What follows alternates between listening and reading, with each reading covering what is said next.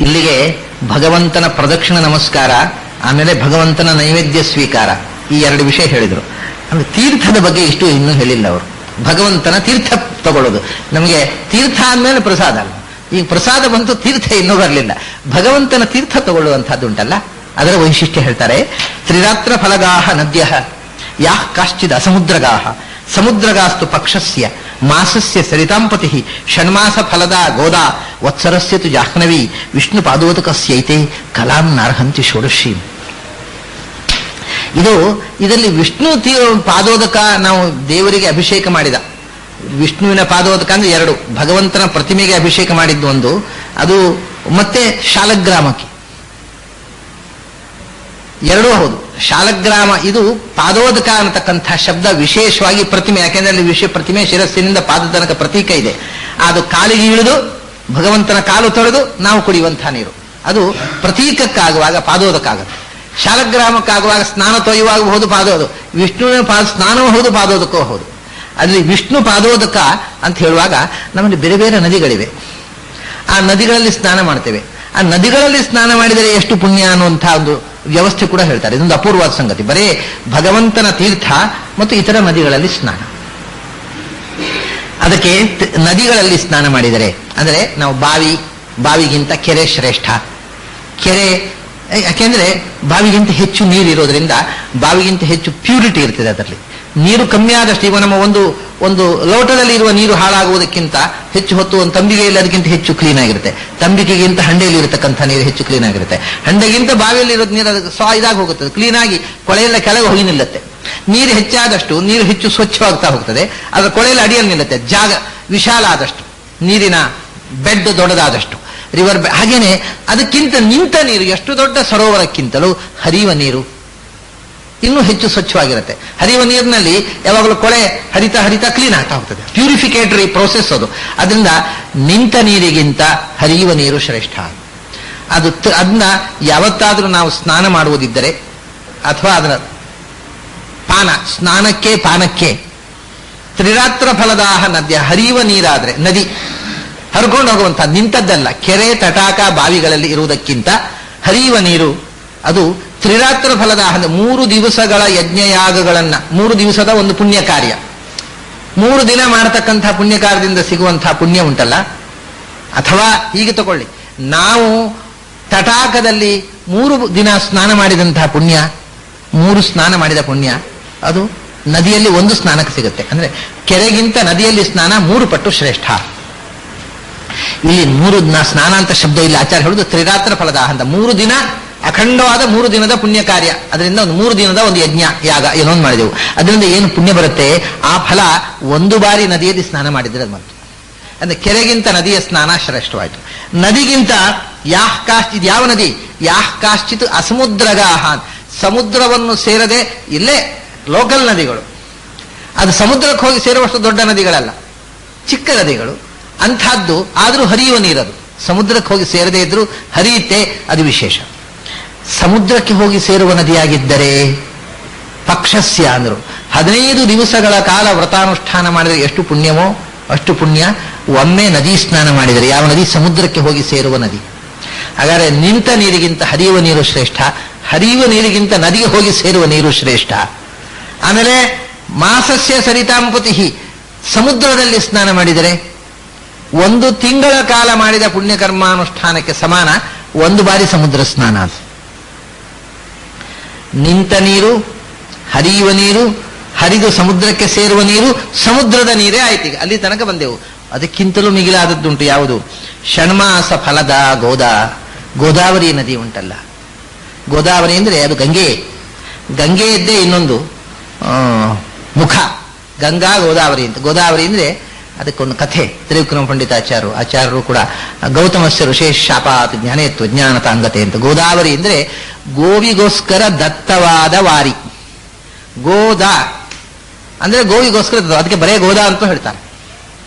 ಗೋದ ಯಾವುದು, ಗೋದ ವಾರಿ, ವಾರಿಯೇ ವರಿ ಆಯ್ತು, ಹ್ರಸ್ವ ಆಯ್ತು ಅಷ್ಟೇ. ಗೋದ ವಾರಿ ದೀರ್ಘ ಆಚೆ ಆಯ್ತು. ಗೋದ ವಾರಿ, ಗೋವಿಗೋಸ್ಕರ ಕೊಟ್ಟ ನೀರು, ಅದು ಗೋದ ವಾರಿ, ಗೋದಾವರಿ ಆಯ್ತು. ದೀರ್ಘ ದಕಾರಕ್ಕೆ ಬಂತು, ದಕಾರದ ಹ್ರಸ್ವ ವಕಾರಕ್ಕೆ ಹೋಗಿ ಗೋದಾವರಿ ಹೋಗಿ ಗೋದಾವರಿ ಆಯ್ತು. ಅದು ಏನು ಗೋವಿಗೋಸ್ಕರ ದತ್ತವಾದ ವಾರಿ ಇದ್ರೆ, ಬಹಳ ಹಿಂದೆ ಒಮ್ಮೆ 12 ವರ್ಷ ಮಳೆಯೇ ಬರಲಿಲ್ಲಂತೆ ಈ ಭಾರತದಲ್ಲಿ. ಇಂಥದ್ದು ಉಲ್ಲೇಖಗಳು ಪುರಾಣದಲ್ಲಿ ಮತ್ತು ಉಪನಿಷತ್ತುಗಳಲ್ಲಿ ಬರ್ತಾವೆ.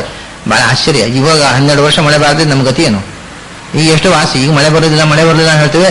ಅದು ಏನು ಮೇ ಬರಬೇಕಾದ್ರೆ ಜೂನಿಗೆ ಬರುತ್ತೆ ಅಷ್ಟೇ, 1 ತಿಂಗಳು ಲೇಟ್ ಆಗೋದು. 12 ವರ್ಷ ಮಳೆಯೇ ಬೀಳಲಿಲ್ಲ ಅಂತ ಒಮ್ಮೆ.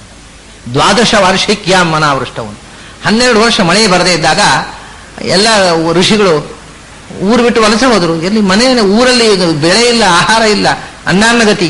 ಆವಾಗ ಗೌತಮ ಋಷಿಗಳು ಮಾತ್ರ ತಮ್ಮ ತಪೋಬಲದಿಂದ ಅಲ್ಲಿ ಸಮೃದ್ಧವಾದ ಬೆಳೆ, ನೀರಿನ ಕೊರತೆ ಇರಲಿಲ್ಲ ಅಂತ ಗೌತಮರ ಆಶ್ರಮದಲ್ಲಿ. ಗೌತಮರ ಆಶ್ರಮಕ್ಕೆ ಹೋದ್ರು. ಎಲ್ಲ ಬೇರೆ ಬೇರೆ ಕಡೆ ಇದ್ದವರೆಲ್ಲ ಗೌತಮರ ಆಶ್ರಮಕ್ಕೆ ಹೋಗಿ ನೆಲೆಸಿದರು.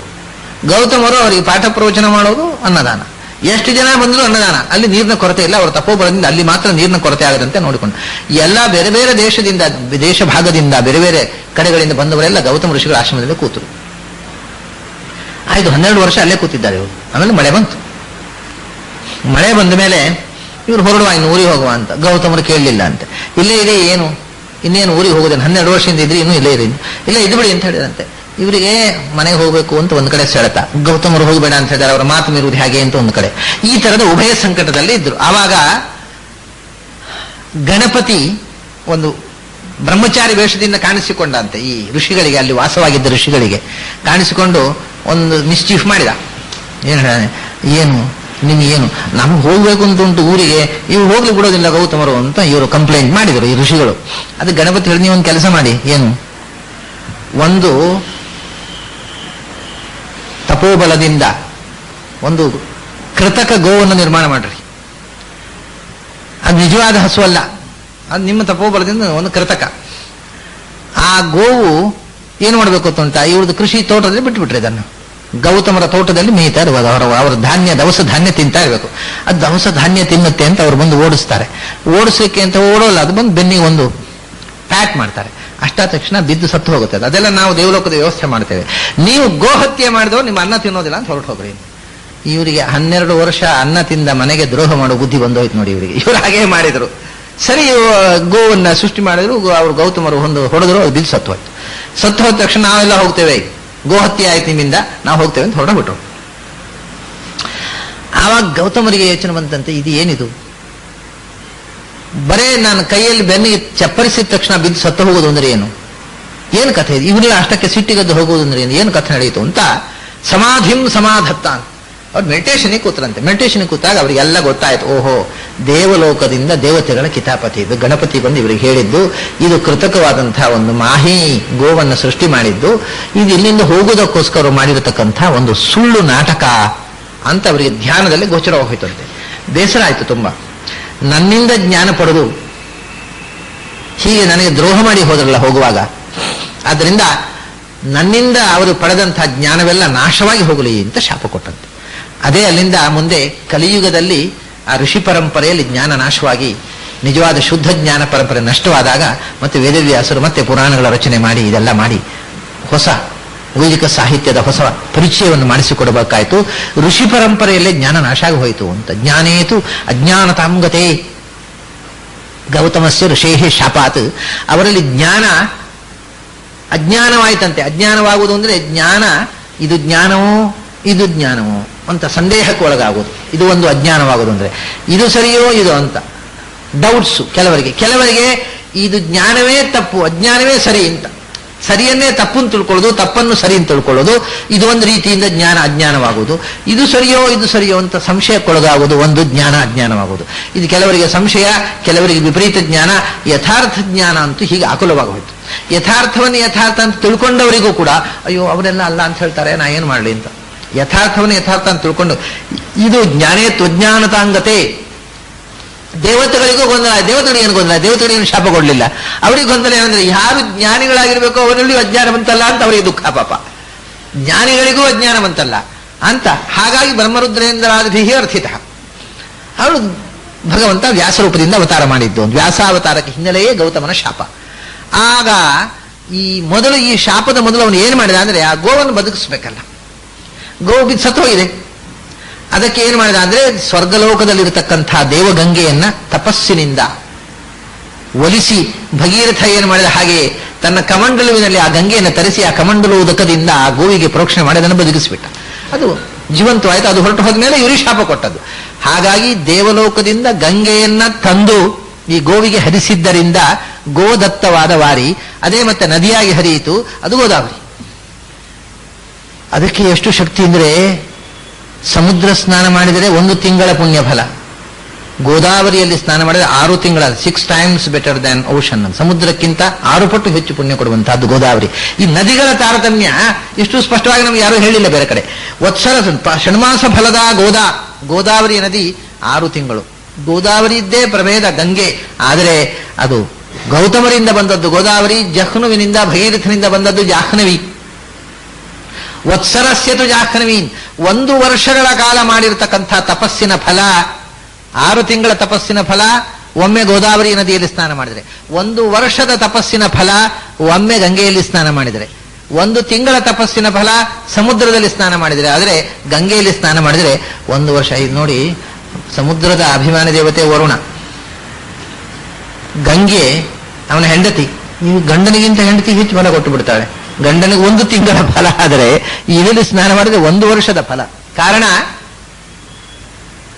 ವಿಷ್ಣೋ ಪಾದಾಂಗುಷ್ಠ ನಖ ನಿರ್ಭಿಣ್ಣ, ಭಗವಂತನ ಹರಿಪಾದ ನಖದಿಂದ ಹರಿದು ಬಂದವಳು, ಅದರಿಂದ ಅಷ್ಟು ಪಾವಿತ್ರ್ಯ ಅವಳಿಗೆ. ಷಣ್ಮಾಸ ಫಲದ ಗೋದಾ ವತ್ಸರಸ್ಯಚು ಜಾಹ್ನವಿ, ಇವೆಲ್ಲ ಆಯಿತು. ಆ ಗಂಗೆ ಅನ್ನೋದು ದೊಡ್ಡದಾಯ್ತು. ಈಗ ನಮಗೆ ಇದ್ದಂತಹ ತೀರ್ಥಗಳಲ್ಲಿ ಶ್ರೇಷ್ಠವಾದ ತೀರ್ಥ ಅಂದರೆ ಗಂಗೆ ಅಂತ ಆಯಿತು. ನೇದೃಶಂ ಸ್ಥಳಮಲಂ ಶಮಲಘ್ನಂ ನಾಸ್ಯತೀರ್ಥ ಸಲಿಲಸ್ಯ ಸಮಂವಾಹ, ಆಚಾರ್ಯರು ಹೇಳಿದಷ್ಟೇ. ಬದಲಿಗೆ ಸರಿಯಾದಂಥ ಕ್ಷೇತ್ರ ಇಲ್ಲ, ಗಂಗೆಗೆ ಸಾಟಿಯಾದ ತೀರ್ಥ ಇಲ್ಲ ಅಂತ ಆಚಾರ್ಯ ವಚನ. ನಾಸ್ಯ ತೀರ್ಥ ಸಲಿಲಸ್ಯ ಸಮಂವಾಹ. ಆದರೆ ಆಚಾರ್ಯ ಈ ಪ್ರಮಾಣ ಹೇಳ್ತಾರೆ, ವಿಷ್ಣು ಪಾದೋದಕಸ್ಯೈತೆ ಕಲಾಂನಾರ್ಹಂತಿ ಷೋಡಶೀಂ, ಗಂಗಾ ಜಲವೂ ಕೂಡ ವಿಷ್ಣುವಿಗೆ ಅಭಿಷೇಕ ಮಾಡಿದ ತೀರ್ಥದ 16ನೇ 1 ಅಂಶವೂ ಅಲ್ಲ.